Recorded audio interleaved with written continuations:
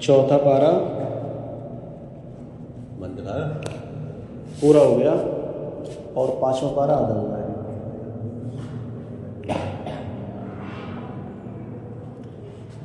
तो चौथा पारा जो शुरू हुआ था, चौथे पारे के शुरू में अल्लाह ताला ने इरशाद फरमाया, लन तनालुल बिर्रा हत्ता तुनफिकू मिम्मा तुहिब्बून वमा तुनफिकू मिन शैइन फ़इन्नल्लाह बिही अलीम। तो यहाँ जो अल्लाह ताला ने बयान फरमाया वो सबसे पहले ये बयान फरमाया कि लन तनालुल बिर्रा हत्ता, कि हरगिज़ तुम भलाई नहीं पा सकते जब तक कि तुम अपनी महबूब चीज़ अल्लाह की राह में ख़र्च ना करो। महबूब चीज़ क्या होती है अल्लाह की राह में ख़र्च करने का मतलब?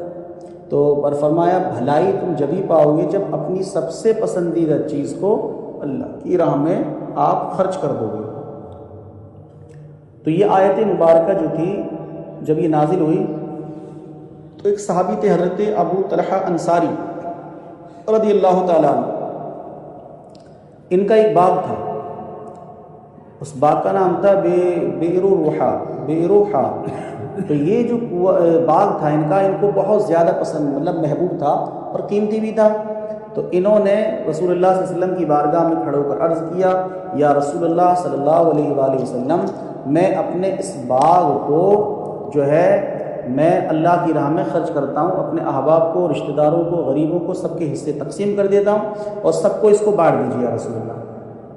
सरकार सल्लल्लाहु अलैहि वसल्लम ने जब ये बात सुनी तो पसंद फरमाई, क्योंकि उनको सबसे ज़्यादा जो महबूब था अपना वो बाग था, और उसी बाग को हज़रत अबू तलहा अंसारी रज़ियल्लाहु ताला अन्हु ने अल्लाह की राह में दे दिया है। तो अल्लाह ताला फरमाता है, लन तनालुल बिर्रा हत्ता तुनफिकू मिम्मा तुहिब्बून, कि तुम हरगिज़ भलाई नहीं पा सकते, तुम्हें भलाई जब ही पहुँचेगी जब तुम अपनी पसंदीदा चीज़ को अल्लाह की राह में कुर्बान करोगे।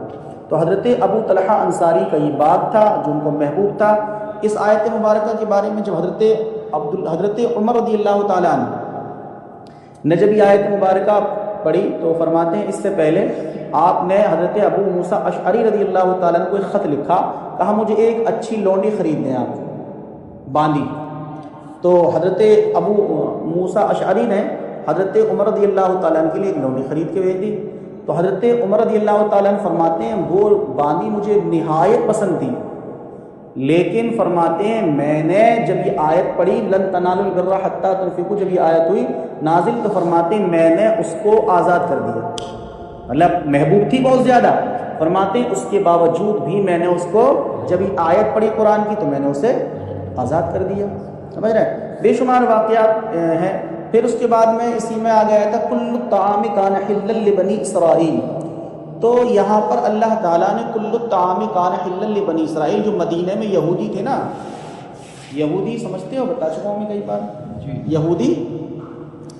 तो यहूदी जो थे ये, इन्होंने ये कहा कि हज़रत इब्राहीम अलैहिस्सलाम के दीन को तुम कहते हो कि हमारा मिल्लत इब्राहीम है। मोहम्मद सल्लल्लाहु अलैहि वसल्लम से कहा, आक़ा करीम सल्लल्लाहु अलैहि वसल्लम से, तुम कहते हो कि हमारा जो दीन हनीफ है यानी मिल्लत इब्राहीम है तुम्हारी, तो फिर इब्राहीम के दीन में तो बहुत सी चीज़ें जायज़ थी, जैसे कि ऊँट का गोश्त खाना हज़रत इब्राहीम अलैहिस्सलाम की शरीयत में जायज़ नहीं था, और तुम उन्हीं की बताते हो कि हम उन्हीं के दीन पर यानी उन्हीं के मिल्लत पर हैं, तो फिर तुम ऊँट का गोश्त क्यों खाते हो? तो अल्लाह ताला ने ये फरमाया कि ये झूठे हैं। इब्राहीम अलैहिस्सलातु वस्सलाम पर तो ऊँट का गोश्त खाना उन पर हराम नहीं था, उन पर जायज़ था, बल्कि याकूब अलैहिस्सलाम ने अपने ऊपर ऊँट का गोश्त हराम कर लिया था। याकूब अलैहिस्सलाम जो हज़रत इब्राहीम अलैहिस्सलाम के पोते हुए, उन्होंने हराम कर लिया था, लेकिन इब्राहीम अलैहिस्सलाम ने ऊँट का गोश्त खाने अपने ऊपर हराम न किया था। तो अल्लाह ने फरमाया ये झूठे हैं और ये नबी पर तोहमत लगा रहे हैं, बल्कि हर चीज़ तुम्हें हलाल है जो अल्लाह ने इरशाद फरमाई है, कुल्लु ताअमी कान हिल्लल लिबनी इसराईल इल्ला मा हर्रम इसराईल। फरमाया हर वो चीज़ अल्लाह ताला ने हलाल की है, ये झूठी तोहमत है। फिर उसके बाद में फरमाया, कुल सदक़ल्लाहु फत्तबिऊ, आपने जो सही कहा है वो मिल्लत इब्राहीम है, ये सब चीज़ें जायज़ थी जो आप सल्लल्लाहु अलैहि वसल्लम ने जायज़ की थी। बात समझ में आ गई? ये उन लोगों का अल्लाह ताला ने रद्द फरमाया یہودیوں کا۔ اس کے بعد پھر اسی میں آگے آیت آئی تھی، ابتدائی تھی شروع میں، ان اول بیت وضع للناس للذی ببکۃ مبارک ھدی للعالمین، عظمت سر کھلا لیا، ان اول بیت وضع للناس، بے شک روئے زمین پر سب سے پہلا جو گھر تھا وہ کیا تھا؟ کعبہ مقدس ہے۔ تو یہودی کہنے لگے نبی کریم صلی اللہ علیہ وسلم سے، یہ آیت نازل ہوئی اس وقت جب یہودیوں نے کہا کہ تم، ہمارا جو بیت المقدس ہے نا فلسطین میں، تو یہودی بولے یہ پہلا گھر ہے، یہی افضل بھی ہے۔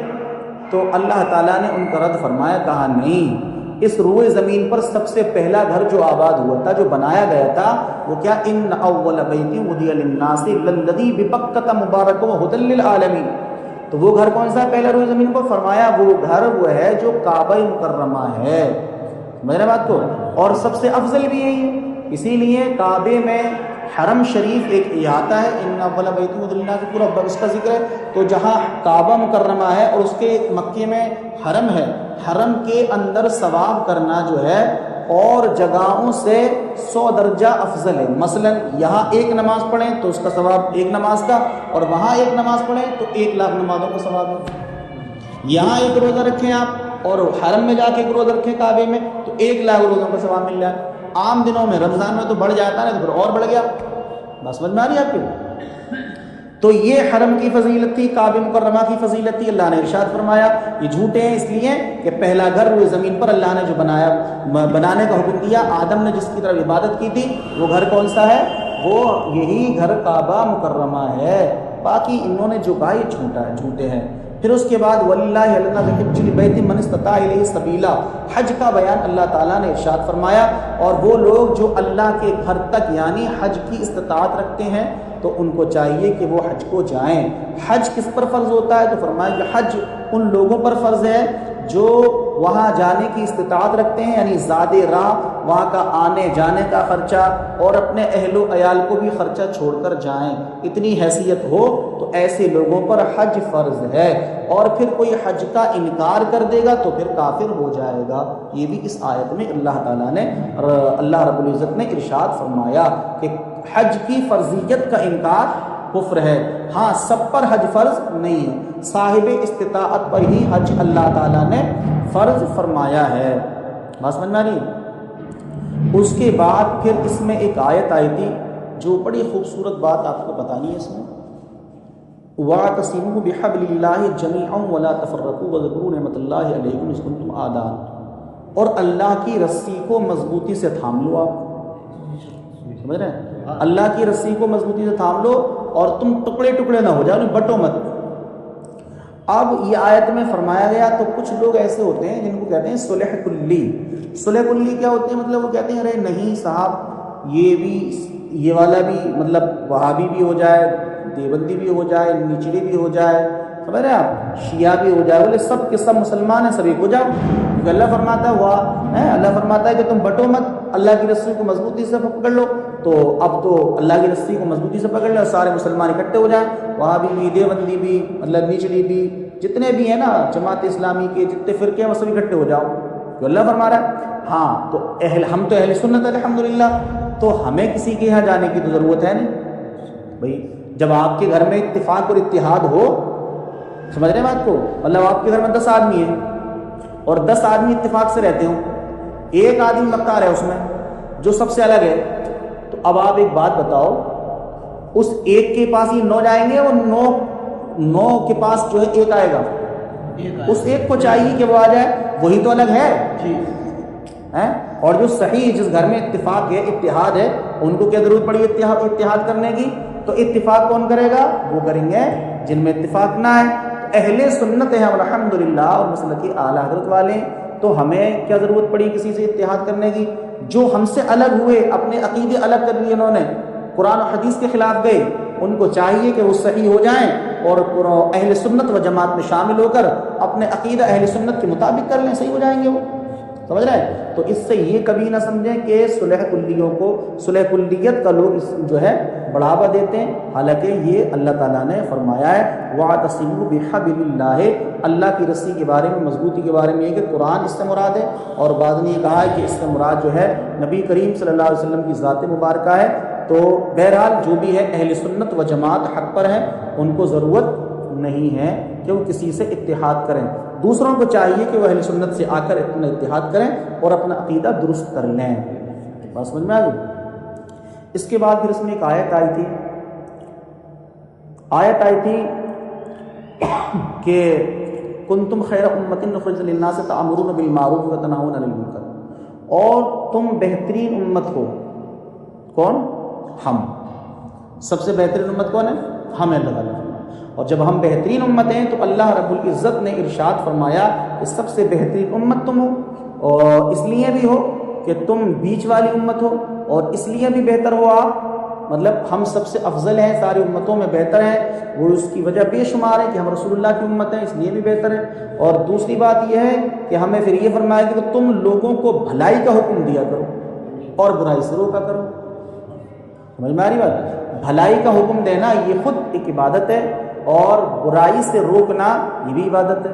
مطلب یہ جو ہم کہتے ہیں نا کہ ارے یار چھوڑو، وہ اپنی قبر میں سوئے گا، ہم اپنی قبر میں سوئیں گے، یہ بڑی غلط بات ہے۔ آپ جہاں تک کر سکتے ہیں حسمت، جہاں تک آپ سے ہو سکتا ہے آپ دعوت دیں دین کی، لوگوں کو نماز کی دعوت دیں، اچھائیوں کی دعوت دیں، برائیوں سے روکیں، یہ آپ کے اوپر ضروری ہے۔ امر بالمعروف نہیں عن المنکر کا مطلب یہ ہوتا ہے لوگوں کو اچھائیوں کا حکم دینا اور بری باتوں سے روکنا۔ حضرت علی کرم اللہ وجہ الکریم فرماتے ہیں ایک جہاد، بہترین جہاد یہ بھی ہے کہ آپ دوسروں کو بھلائی کی دعوت دیجیے۔ جیسے ایک تو جہاد ہوگا اللہ کی راہ میں جہاد کرنا تلوار کے ذریعے سے، ایک جہاد یہ بھی ہے کہ کسی کو اچھائی کی دعوت دینا۔ آپ نماز کو آ رہے ہو اور کھڑا ہے تو کہہ دو بھائی آؤ نماز کے لیے۔ کوئی برا کام کر رہا ہے اور آپ نے طاقت ہے کہ آپ اس سے زبان سے کہہ سکتے ہو، آپ اس سے منع کر دو کہ یہ مت کرو، غلط بات ہے یہ بھی کیا ہے نیکی ہے۔ اور اگر دعوت دینے کی آپ میں ہمت نہیں ہے، زبان سے کہہ نہیں سکتے ہو، تو اس کو دل میں برا جان لو آپ۔ یہ 3 طریقے ہوتے ہیں۔ پھر اس کے بعد جو ہے اس میں آگے اور بیان آیا۔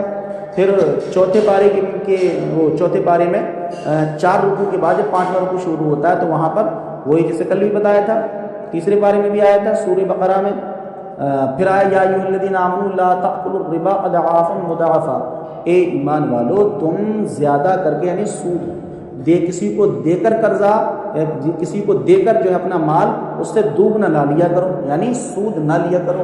سود کی حرمت اللہ تعالیٰ نے یہاں پھر ارشاد فرمائی کہ سود لینے کے بارے میں حدیث مبارکہ میں آیا ہے، ایک حدیث ہے، اس حدیث کا مفہوم یہ ہے، فرمایا نبی کریم صلی اللہ علیہ وسلم نے کہ سود لینا 73 درجہ گناہ، بڑا گناہ ہے دوسرے گناہوں سے۔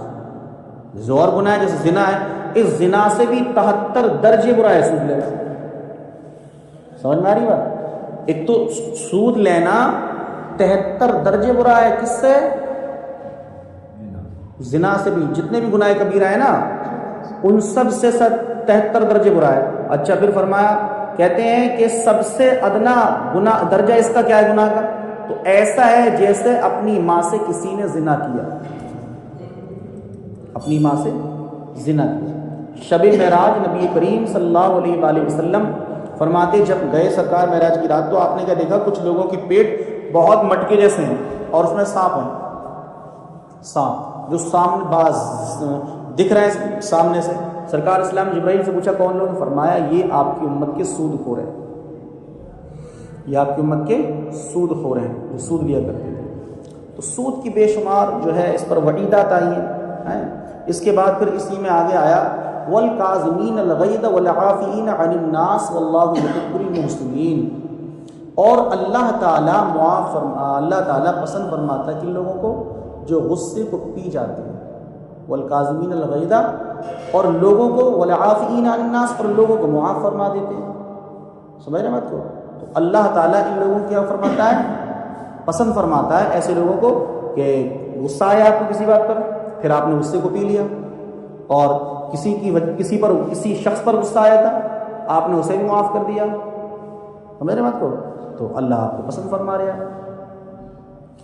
یا حضرت امام زین العابدین رضی اللہ تعالیٰ عنہ، سمجھ رہے ہیں؟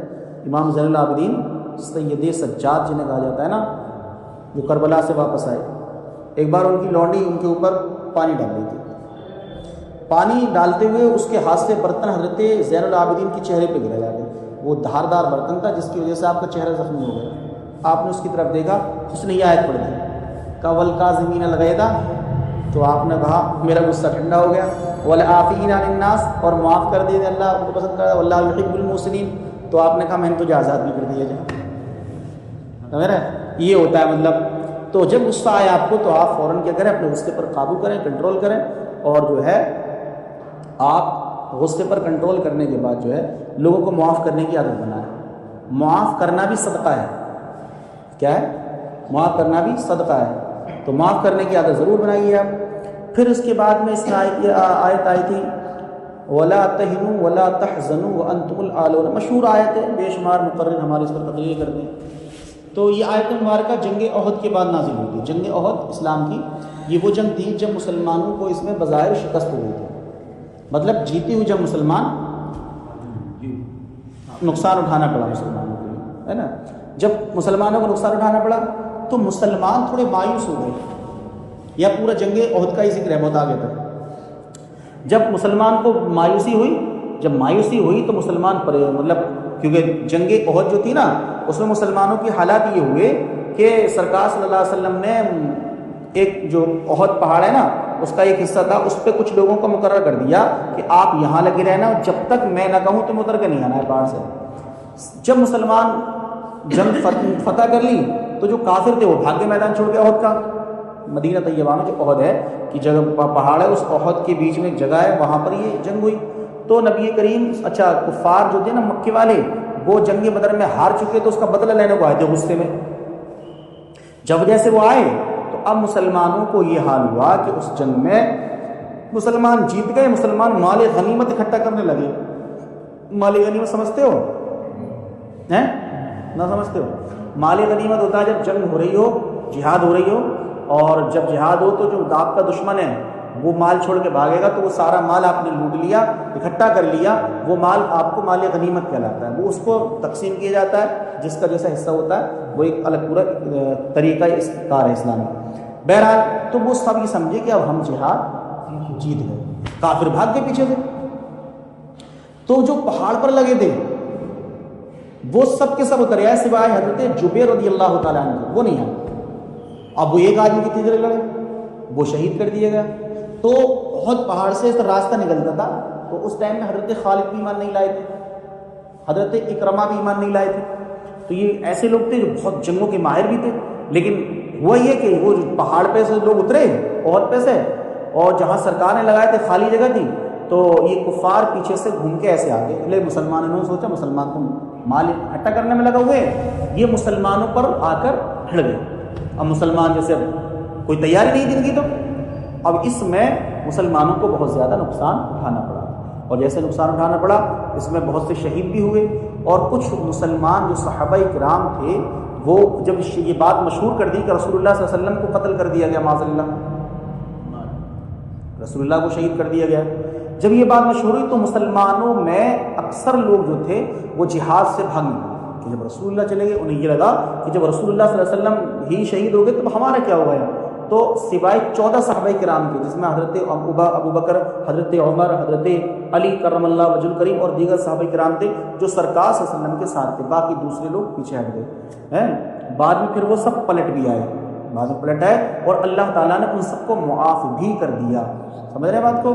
تو یہ بات نبی کریم صلی اللہ علیہ وسلم کو جب یہ بات پتہ چلی مطلب لوگوں میں کہ سرکار کو شہید کر دیا گیا تو لوگ بہت زیادہ غمناک ہوئے، پریشان ہوئے ہیں۔ تو یہ جو ان کی پریشانی تھی اس کو اللہ نے دور کرنے کو ان کو یہ آیت نازل فرمائی، وَلَا تَهِنُوا وَلَا تَحْزَنُوا، تم نہ رنجیدہ ہو نہ غمزدہ ہو، تم ہی غالب آؤ گے اگر تم ایمان پر ڈٹے رہو گے تو ہے۔ یہ تو ایک پہلی بات ہے۔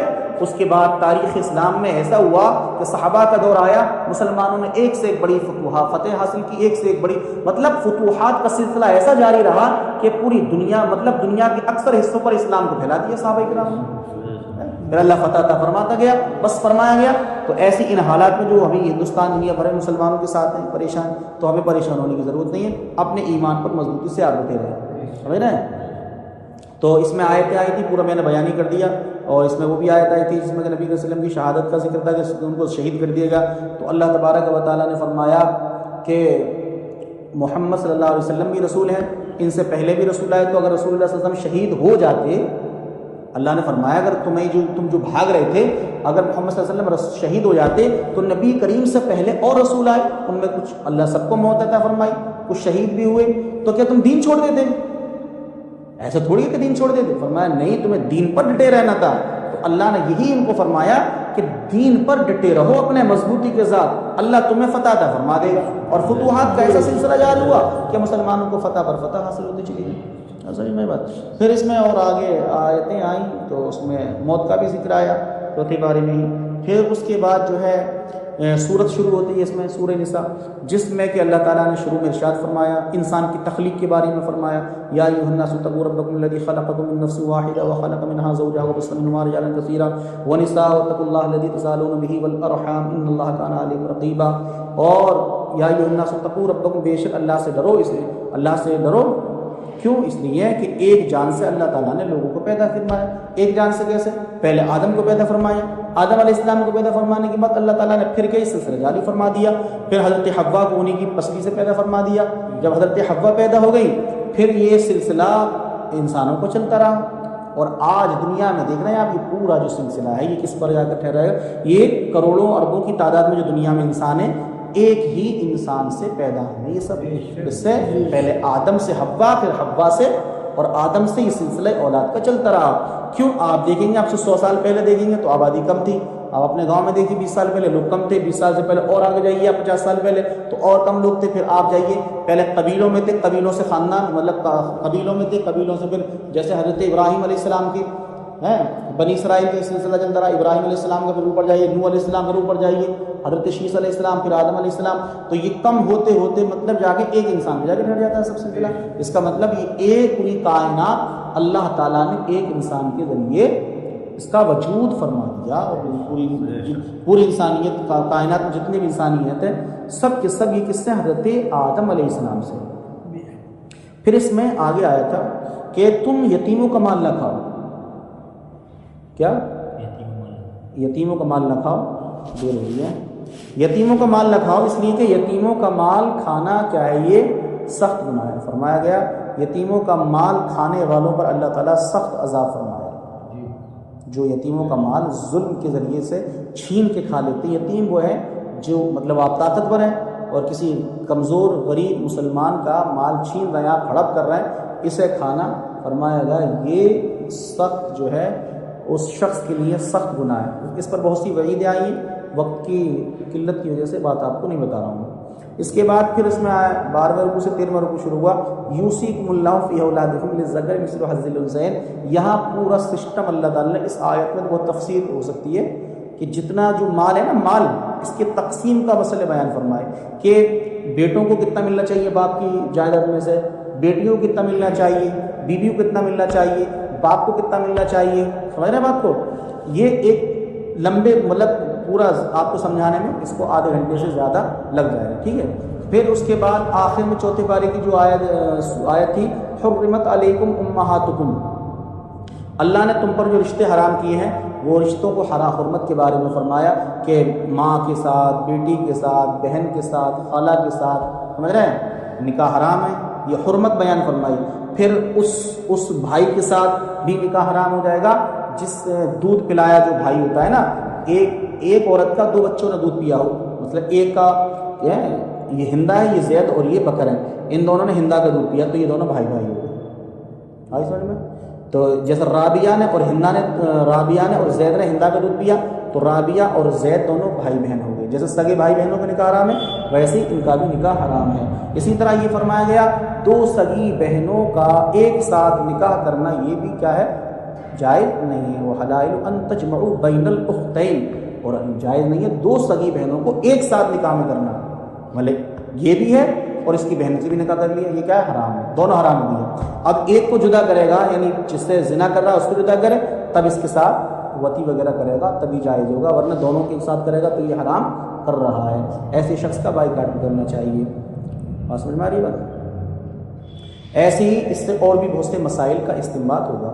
پھر اس میں 5واں پارہ شروع ہوا تو اس میں دوسرے رکوع پہ تھا الرجال قوامون علی النساء، بے شک اللہ تبارک و تعالیٰ نے مردوں کو عورتوں پر حاکم بنایا، اور حاکم جو مرد ہیں وہ اس وجہ سے ہیں کہ وہ علامہ راغب اصفہانی اس کی تفسیر میں فرماتے ہیں کہ مرد عورت کو کھانا کھلاتا ہے، نان و نفقہ دیتا ہے اور مہر ادا کرتا ہے، اس لیے اللہ نے مرد کو عورت پر حاکم بنایا ہے۔ پھر تیسرے رکوع پر چوتھا رکوع شروع ہوتا ہے یا ایھا الذین آمنوا لا تقربوا الصلاۃ وانتم سکارى حتى تعلموا، اور جب تم نماز کی حالت میں ہو تو نشے کے قریب، جب تم نشے میں ہو تو نماز کے قریب مت آؤ۔